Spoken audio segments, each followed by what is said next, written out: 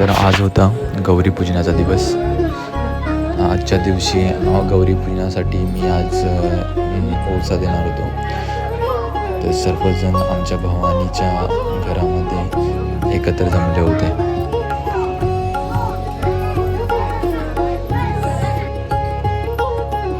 हे ओसे ठेवलेत सर्वांनी.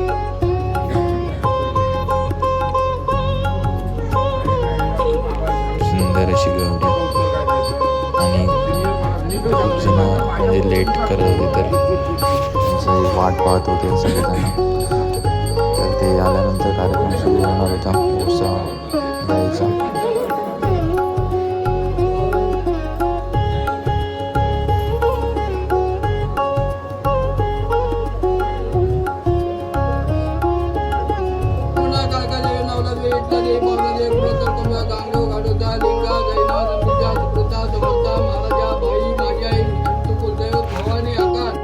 गणपती गजानन महाराज आणि तो गौरी माते आज आमच्या प्रदीप पाटील यांचा मुलगा आज आज नवीन शुभ कार्य घडवून आज तुझ्या भेटीसाठी आलेले आहेत. आणि आज गणपती गजानन महाराज आणि गौरी माते आज ती लेकरं तुझ्याजवळ गौरी माते वंश करून ते ववसणार आणि ती वंश तुझ्याकडे आता मानवणार. त्याप्रमाणे त्या ठिकाणी तुझी पूजन करून तुझी कणाला रोटी भरलेली आहे आणि त्याप्रमाणे त्या लेकराला एक चपळक सोडलेला तो तू मान्य करून घे राजीव. आणि तिका या वेळेपासून आता तू वंशरीचे वाढून घे आणि तिका वंशात घेऊन तिचा वंशरी सोडलेला तो तू मान्य करून घे. तुझं त्याचप्रमाणे वंश तुझा तुझ्याकडे मानवला जातो वंशही तू मान्य करून घेऊन आज प्रमाण गणपतीचा तुझा एकमत एकरूप करून आज या लेकरांनी जो काय तुझ्याकडे सोहजनीने वंश मानवून आज चपळक सोडला तू मान्य कर घे राजीव.